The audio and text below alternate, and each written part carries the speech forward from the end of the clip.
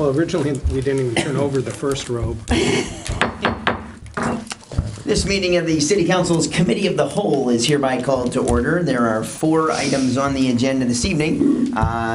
With the audience that we have this evening, there is no need to jockey around any items like we sometimes do. And so, not that we don't appreciate you, Diane, but, you know. You can sit closer. Okay. So anyway, you know, we could have a short evening this evening. A couple of these items are pretty much reports. Bless you. Bless you is right. So let's start with number 1, vacant property. Mr. Crumstock, is there an introduction here? There is a quick introduction. This is another one that we were asked to bring back at a later date. City Attorney did write some opinions on a few lots. The last time that we talked about this was December 2014. So it's back again. There are certain items that just let us know how you want to dispose of them, or if you want to discuss them, or where you have them at this point in time. And Mr. McCall is happy to answer any of his legalese and into shortnese. So Looks that's happy. it. God, he looks ecstatic. Well, then with that, you know, the document, I believe, is fairly self-explanatory, at least as far as, you know, legal documents can be. And so, is there any alderman who would wish to carry any of these items further and start a discussion of any item this evening? Mr. Banger. All along, I've said that if we can do housekeeping in regards to these vacant parcels, let's do it. The sticking point in the past has been the appraisal will cost more than unloading them. So if what this is saying is we can just simply pass an ordinance that says unload these to the adjacent homeowners, I'm in agreement with that. Then, Mr. McCall, is that something that applies across the board, or applies only to certain parcels, or? Thank you. It could, if the city were to pass an ordinance that would allow, for example, certain of the walkway-type properties, I'll call them, because they're not dedicated rights-of-way per se, the city could pass an ordinance that could dispose of them as the council sees fit. Those parcels that are actually dedicated rights-of-way under the current state statute, the city council could fix a price to move those parcels as well. So, bottom line is we could be at the same spot. And maybe that's our first point of discussion for this item. Interest in preparing an ordinance that could lay the groundwork for one or more of these parcels. Is there interest in doing so? Discussion from the council. Mr. Cannon. Yes. There you go. Mr. Prana. Not really. We've had this discussion before. I've had discussion with the city attorney, community development. I guess my question is, you can pass an ordinance, but that doesn't mean people are going to want to buy property to add to their real estate taxes. And that, you know, you can't force them to buy a right-of-way. The only piece of property that we have on here is Garfield, large piece of property. However, no one knows anything about it. It's not, after discussion with community development, not really something that would fit into that subdivision. Just going to sit there. For the rest of this, I've heard this about, house cleaning and all this other good stuff, but I don't want the city spending more staff time or legal time or lawyer time to deal with this. Just leave it the way it is and let's move forward. There's no great bonanza here. We're not going to make a lot of money. Simply, we can't force people to take property just because we want to do housekeeping and we think we're going to make a few dollars. Show of hands, let's just move forward and leave it where it's at. Further discussion? Mr. Cannon. Mr. Mayor, I guess I'd ask the question.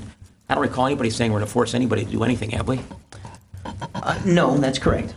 Okay, so I'm not sure where that last statement came from, because I just don't recall others ever having that discussion. We're going to force someone to do anything. I just don't see any compelling reason to hold on to these things. I'm not really for or against this in some ways, but It's just like, why do we want to hold on to them if we can get rid of them in some reasonable fashion? I mean, potentially down the line, we could potentially have a liability issue with one of these. Probably not, but we could.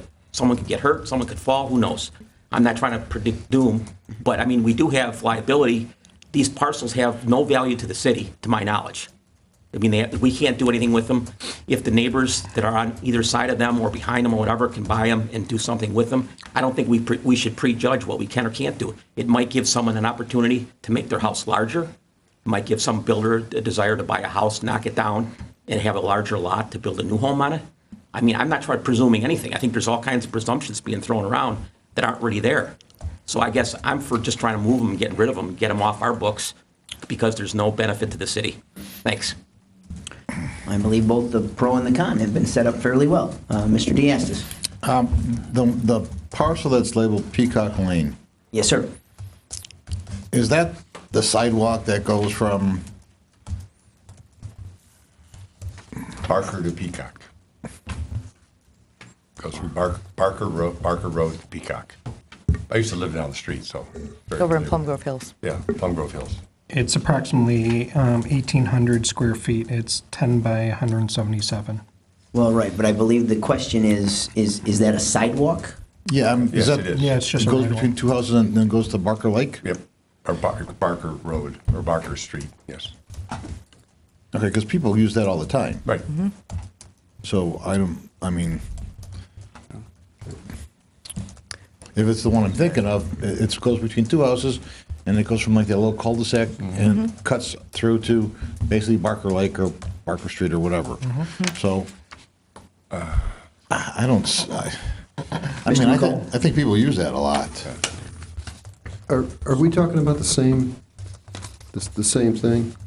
Yes. It's on mine, it's the location number 11, or is it a different parcel? No, that's the 11 one that they're talking about, the sidewalk right away. This one? Yeah. There it is. Because that's an area that goes nowhere. Because, I mean, I looked at the. Yeah, this doesn't look like what I'm talking about. Yeah, I didn't think it did. No, That's why I interjected. Isn't it the sidewalk that goes into the, hold on, let's go back. There's only one, it goes back to someone's backyard, it looks like. from Yeah, the it just picture. looks like That's it's. exactly what it does. Yeah, Just one okay, house. I stand corrected then. But you guys know what I'm talking Yeah, about. I know. That's not in here, John. So in other words, what you're picturing is not what this is? Is that Well, yeah, what I have in mind is not this, so Okay, fair enough. I don't know where this is. Well, then I'll go to Mrs. Majikis next, and we can always come back if we need to. Ms. Majikis. Thank you. Have we ever asked any of these residents if they would be interested in this property, or have any of them ever come to us and asked for, we'd like it? Mr. Crumstock? It's been some time since we've approached them. Some of these properties have changed, so we could send out the courtesy letter, say, if you're interested.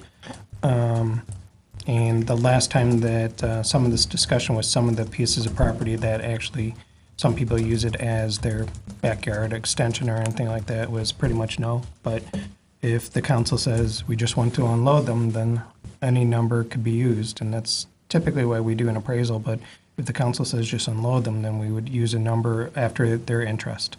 So, but typically, that's the first question, roughly how much money would that cost me? So, Can we just start by then just asking them if there'd be interest in it, or do we have to have a set price before we even do that? Well, according to what Mr. McCall said, I think that would depend on the parcels. Some would have Right. to have a set price and such. But yes, that could be an alternative to an ordinance coming forward to lay groundwork. To give us a If the feel. council desired to just get a feel first before deciding whether to move forward with that, that could be an intermediate step, yes. I would be for that. Otherwise, these parcels aren't that big of property that I'm not really concerned about. So. Further discussion from the council. Mr. Veenbos. Yeah, I don't have a burning desire either which way, like Alderman Machakas. If someone's interested in it, that's fine. How much time you want to spend on it, I don't know. There's not a lot of money to be made here from what I understand, so I'm not interested either which way, I guess to say. Further discussion? Well, then, these get a little tricky when there's two options where one could be before the other, and so forth and so on. And so what we traditionally do is go with the smallest impact first and then move to the larger. I believe one way of looking at it could be the step that Mrs. Majikis suggested first, which is simply gauging interest by producing some letters. We could have a show of hands for that first, and then afterwards still have a show of hands about bringing forth the ordinance. One is not necessarily dependent on the other, so somebody could vote for both, somebody could vote against both, somebody could vote for one and not the other. Is there any objection to trying to round this out in that fashion? Then seeing none, is that clear enough that we'll vote on both and they're not necessarily tied to each other unless a vote ties them together? All right, then let's try. How many people are in favor of the idea that says, let's start by sending some letters to some adjacent property owners just to gauge interest in whether or not they would like to go through a purchase if we make one available? How many people are in favor of that? That is a majority of the council. We could concurrently start preparing an ordinance if we choose to direct staff to do so. How many people would be in favor of doing that? And that is one. How many people would say not at this time? That's a majority of the council. So Mr. Krumstock, and I guess maybe Ms. Daner as well, is that sufficient to go on for now, that we'll try to gauge interest with whatever parcels would be applicable for that? That's what we'll look at. And we'll send it to both residents on both sides, so it will be able to tell you if one said yes, one said no, or they both said no, or any of those pieces. But we will. And the list is not one size fits all, so we're not presuming that it would be. That's correct. All right. Is there any further discussion on item 1 then? Mr. Cannon. At a future date, if we brought an ordinance forward, that would last for a long time, right? It doesn't have to be something we have to move on immediately. Oh, correct. Okay. That is still an option that's available later, just like we could do it concurrently. Yes, sir. Thank you. All right. Well, then let's go to item number 2. Mr. Krumstock, may I presume that you're the point person on this? I am, and Finance Director Melissa Gallagher will also help me on this. Obviously, in period of time now, the foundation's been instituted and up and in place and everything like that. When we set it up back in 2012, the idea was hopefully annually $50,000 would be attributed into the foundation. The foundation runs completely different from the city of Rolling Meadows. When it was originally set up, 2 of the 3 current members were still on it. The 3rd member has moved on, and then we brought in another resident to do that. The foundation does meet quarterly. We do file all state and federal filings to keep the 501c3 filing, plus all the levels and chains and additional financial considerations that we have to do. Obviously, check signer and where the checks are kept, but also all the overall financing of that. When in 2012, when it was set up, it was originally $50,000 was that rotating number that we were hoping to get annually, because that was really the 4th of July, Memorial Day, and the holiday lights throughout the area with the museum. Since that time, the foundation has supported National Night Out for numerous years because of the 501c3 and also because it is an event. The last few years, the foundation has actually picked up some of the shortfall that the National Night Out had. But again, when it's a 3-person foundation, it's easier for us to talk about them and actually deal with them. We were requested just to say what's happening with the foundation. This report puts it all out there, that you see how money has been actually collected. This year, because the 60th anniversary was the largest amount of money that was actually attributed to it, there was also a large contribution that was put into it, and that was part of a council discussion with a individual or group who wanted to be in the city. And there's some other items that have happened with the foundation. Obviously, we look at that money a little bit differently because, again, if it was annually making $50,000, it would be really supporting a lot of events. It also has supported new events when we've needed some additional points in time.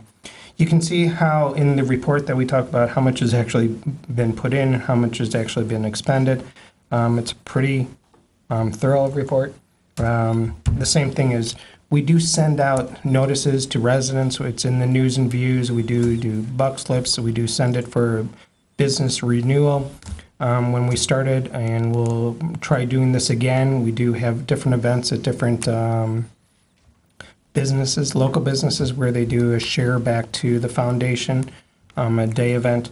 And the biggest thing from the 60th anniversary is that many of the volunteers who've been stepping up for different events, especially the spaghetti dinner, have expressed interest to help out in different events. So in 2016, we really hope that the volunteers that have now stepped up will continue doing that. It will help us overall. And the biggest thing that I would tell you is how the foundation is set up is there are all different kinds of rules and regs that you always hear me say about our checks and balances and auditing. And our auditors have looked at that, made sure that there's nothing else that goes on. But again, we do appreciate every resident. There are a few residents who've always attributed money annually to this. We do have some other ideas that we would really help. And with that, I think that you see the benefits of it. Anybody at home, we hope that you will continue giving to the foundation. And again, with the foundation, we do see the support greatly needed. But so the same thing, it does give us comfort for additional events. And the foundation, as we said, right now is 3 people. Originally was set up 3 different people. 2 of us are still here. 1 of us is trying to get off. But at the same point in time, the current setup really allows us to be very fluid, but also the checks and balances with per se. And again, Finance Director Melissa Gallagher is also on the foundation. She has her own treasury reports that she has to do. And again, between legal auditors and our checks and balances, you should feel very comfortable that we do all of our IRS filings, and the foundation has helped out. And with that, I think I did the longest summary.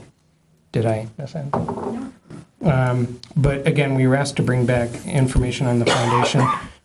We hope that some of these volunteers hopefully will be stepping up, that some of us will be off the board in a little bit.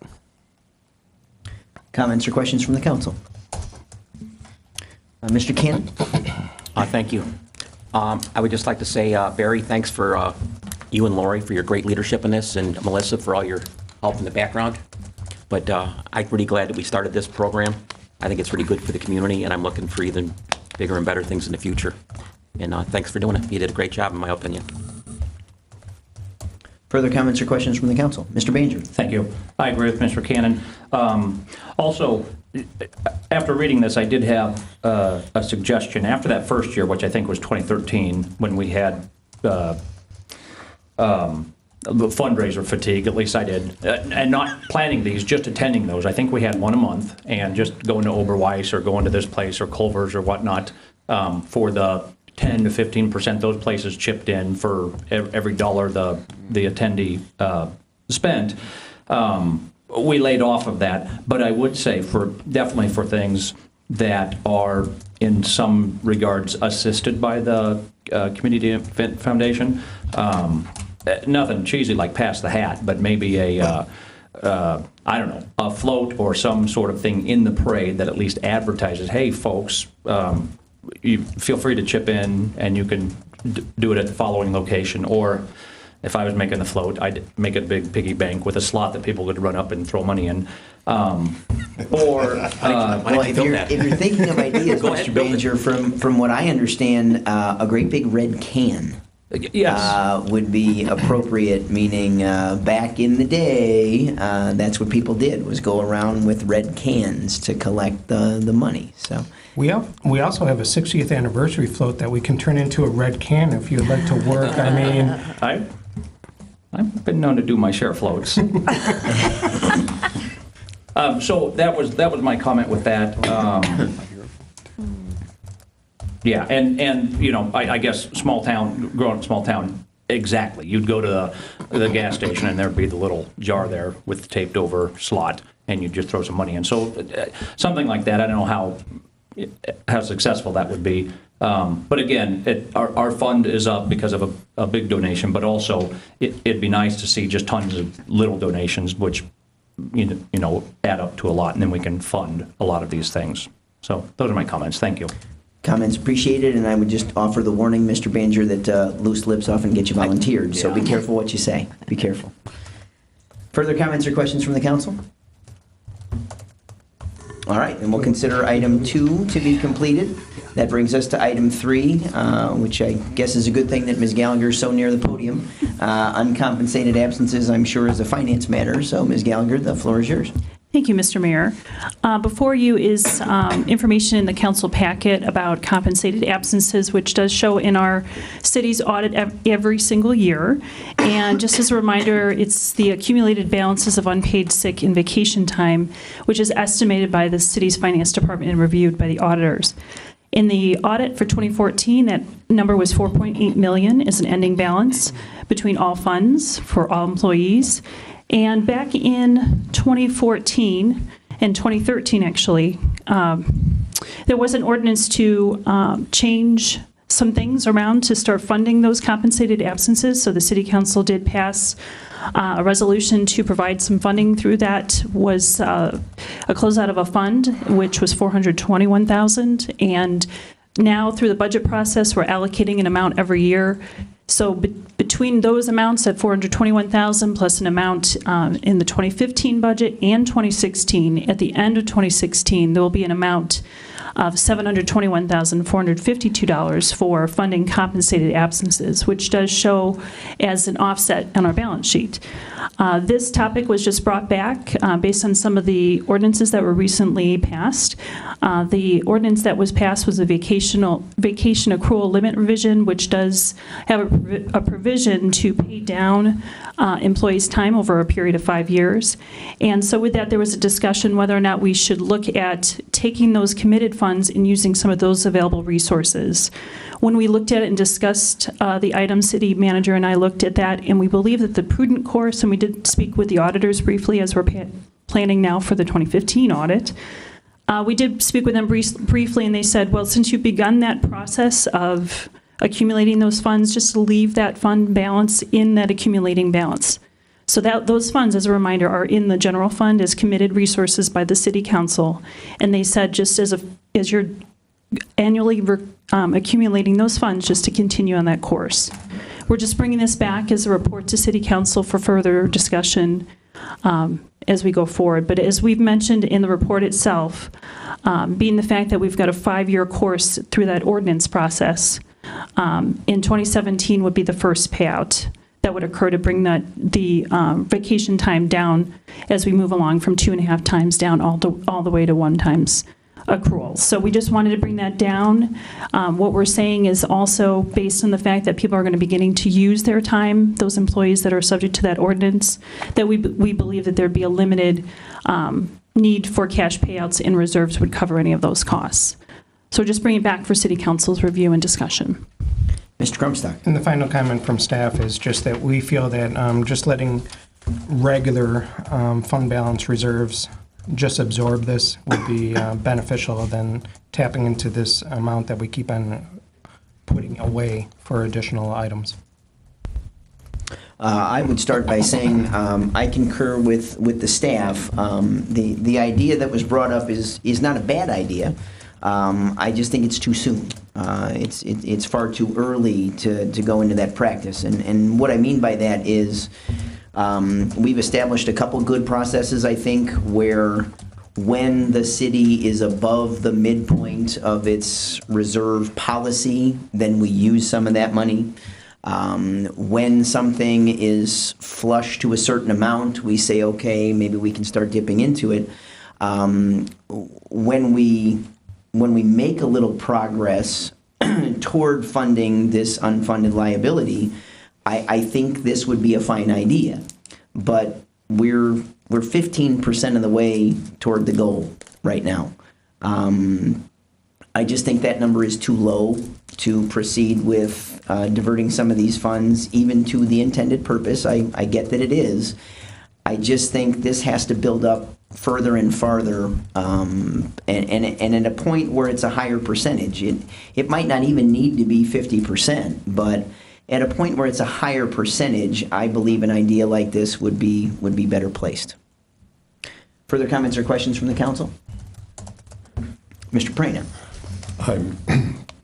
Thank you, Mr. Mayor. Yes, I would support what staff has done. Since I've been on council, this has been a hot topic. And I also agree with your comments. We've got a plan in progress. Let's just follow the plan and take staff's recommendation. Further comments or questions from the council? Well, then I believe since there's no action necessary, because this, if there were going to be action, would constitute a change from the budget, we can simply move on from item number 3. Is that correct, Mr. Krumstock? That is correct. All right. Then item number 4. I see Ms. Danner coming forward as community development kind of is the staff point place for both the Plan Commission and the Zoning Board of Appeals. Ms. Danner, the floor is yours. Thank you, Mr. Mayor. Well, as you explained, we have 2 commissions, the Plan Commission and the Zoning Board of Appeals, to which the staff of the community development serves as liaison. Both commissions are designated to have 9 members appointed by the City Council, Mayor and City Council. We are currently down 2 members on each commission. And as you can see, the Plan Commission in the past 3 years has averaged 16 cases per year, whereas the past 3 years, the Zoning Board of Appeals has averaged 5 cases per year. So with the reduction of the membership in both commissions, it's staff suggestion possibly that both commissions be combined into one. In my former employment, there was a Planning and Zoning Commission that had been placed for well over 25 years. Attached is a survey of some communities that still are surrounding us that still have both commissions, whereas there are other communities that have combined them. Interestingly, for those that have combined them recently, the main impetus was the difficulty finding members and also to make it more expedient getting cases to the commission. So as I mentioned, with us being down 2 members on both commissions, it was something that staff wanted to present to possibly discuss combining the 2 commissions into one. Then I guess I would start. I don't have any strong opposition to this. I think it's certainly an idea that the council consider, but I would also say I don't support it either. A couple of thoughts that I'll finish up with a question. As somebody who served on a plan commission in another community before I moved here, I get that people make it work, and that's nice. But on a plan commission, you have to have a thinking cap that says we're like a committee that serves the council. And so we're just a recommending body to kind of do the spade work for them in terms of going through the details and making a recommendation. On a zoning board of appeals, you have to have an entirely different thinking cap. It's we are quasi-judicial is a word that I have heard used in zoning board of appeals training. You are your own entity. And when I talk to people who are coming on the Zoning Board of Appeals, I often kind of smile and say it's like the Supreme Court of Zoning for Rolling Meadows. Once the council appoints you, you're your own entity, and you have to have the thinking cap of if somebody doesn't like the result they get from us, they have to go to court. There is no appeal to the council. And so my own thinking is that I get that some people make it work, so I'm willing to consider it, but setting people up for even different items on an agenda can require a different thinking cap. It's not that people can't handle it, but then imagine people coming forward to a body where a discussion can happen where somebody, when it's done, can say, well, what's my next step? And the answer would be, well, you can contact your trustee in a village or alderman in a city. And then the very next person with the same question would be told, go to court. I think you would leave people wondering, well, what about this means one for one and one for the other? And I think the cleanest way to do it is actually very awkward. I thought it was really interesting to see how Morton Grove kind of separates these thinking caps. They do what some villages like Arlington Heights do. They don't have a separate night for their committee of the whole. They meet as a committee of the whole, and then they adjourn, and then they reconvene again. And that's what this board does to keep those thinking caps separate.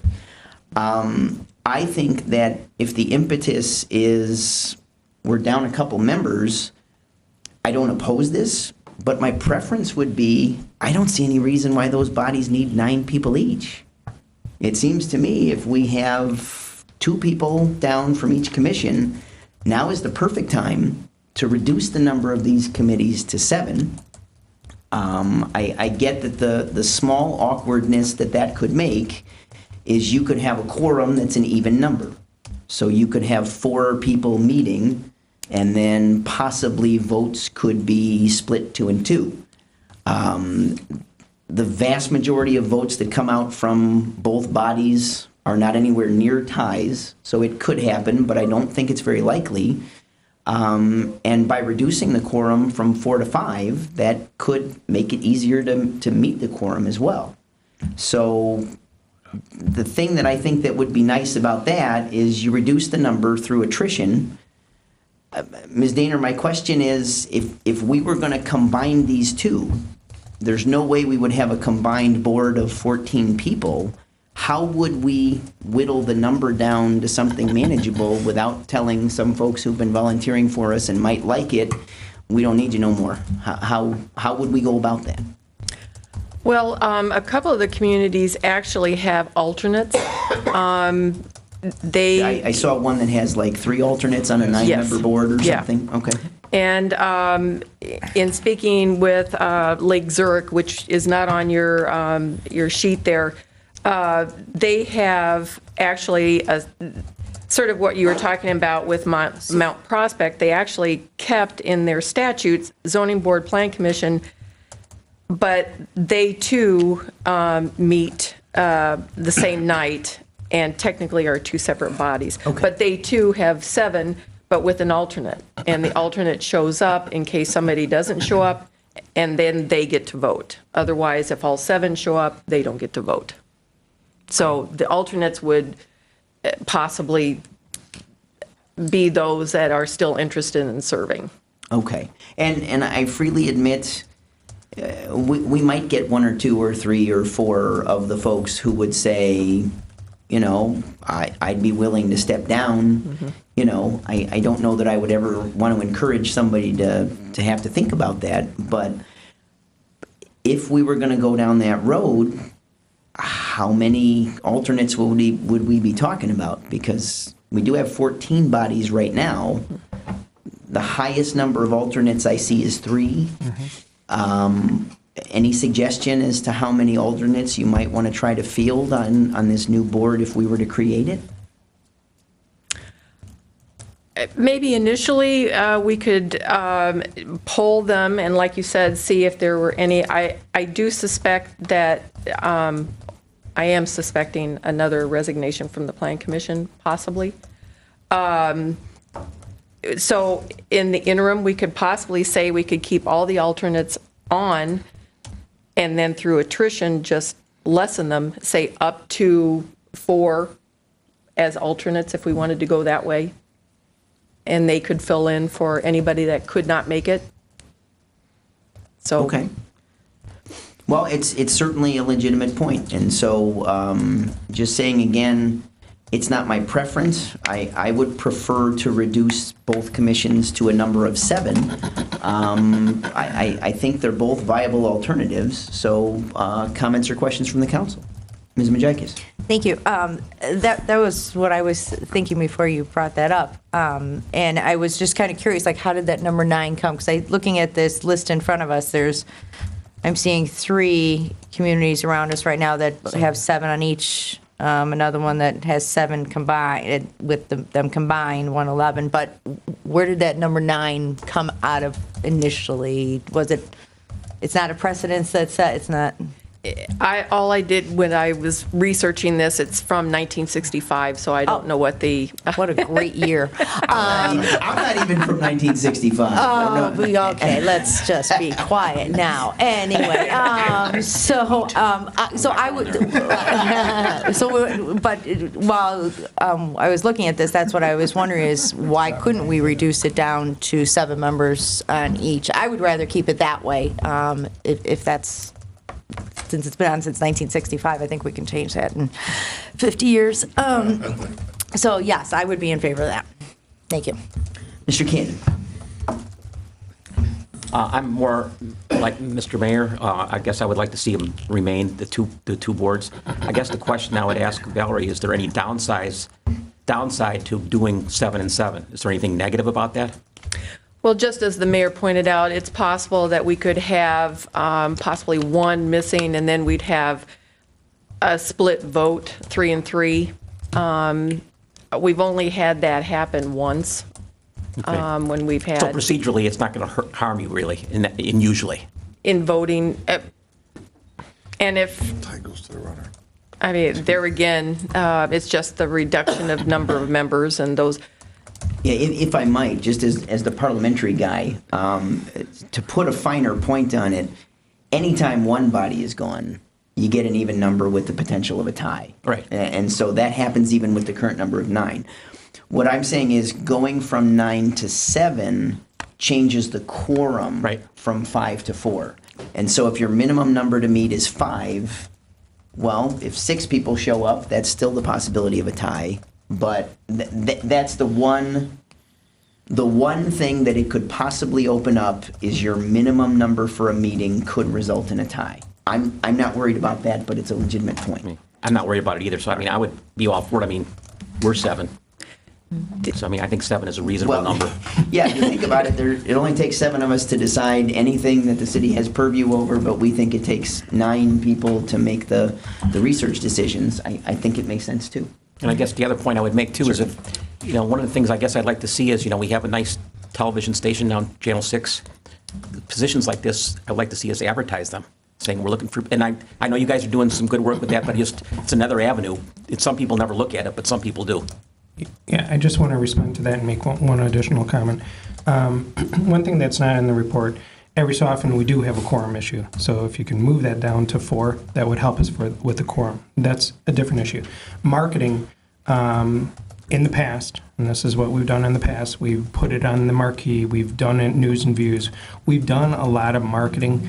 I guess that the only thing that we can start doing that we have not done up to this point in time, because we've hit every avenue that we could think of.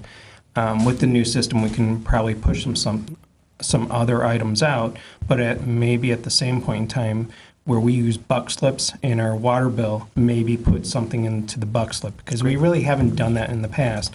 And again, why we're bringing this up to at this point in time is we do have the 2 vacancies, as you know, on the board. You've seen a lot of people come through, which is good, because anything with a committee, economic development committee, plan, zoning, Crime Stoppers, anybody. Foundation. It really gives you that basis for hopefully at some point you're going to step up and be an alderman. I know that there are people around the table at this point that's what they did. And at the same point in time, I think wherever you end up, it's beneficial. We're just bringing it back because we've been looking at some of these other efficiencies. We've been looking at some of these other ideas. Staff-wise, it's not in the budget, but maybe what happens is in 2017, we budget additional money, and then we start televising plan and zoning boards, so people can see that too. But we haven't brought that discussion. That's a discussion in 2016 that we're going to be hopefully bringing back, because as many people know, we used to do those televising a long time ago, but with budget, we cut that down. And the priority really is city council. So marketing, we do push as much as we can. We do have some other ideas. Again, the buck slip, we get a lot more people read that too. But again, shaking the trees and asking people, and when people ask you questions and say, hey, that's really good, volunteer, come over to a committee, it's always hard. And again, I would say anybody listening and watching, it's your first step. And I hope that you take that step and at some point you're on the council. Mr. Banger. Thank you. I'm in agreement with you in terms of let's keep them both, reduce the number of members to 7. I also want to keep them just for the fact that this is a great service opportunity, and I would almost think, sure, it could be dipping your toes in the water, but more than likely, I would think it would be somebody who doesn't have quite that sort of time to commit to a council race or even a seat here, but would have, once a month or when the need arises to do something like this. So service opportunities for these, for all the other committees that Mr. Krumstock mentioned, I think it's a great chance to get people engaged, and so the more opportunities, the better. I personally will redouble my efforts trying to smoke out some people who I can recommend to you to call, and I have a couple names right now that I'm going to send you, so we can, if we have that third vacancy that Ms. Dahner's talking about, then we can make some calls and maybe get that filled quickly. Thank you. Further comments? Mr. Veenbos. Yeah, I understand the issue. I understand why you brought it to us, and I understand the difficulty you're having, and my belief is you go to keep it separate and keep them at 7 apiece. Further comments or questions from the council? All right, then may I ask for 2 straw polls, please?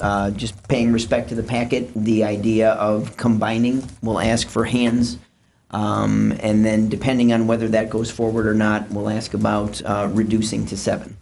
So how many people would be in favor of combining the 2 boards? How many people would be in favor of reducing both to 7?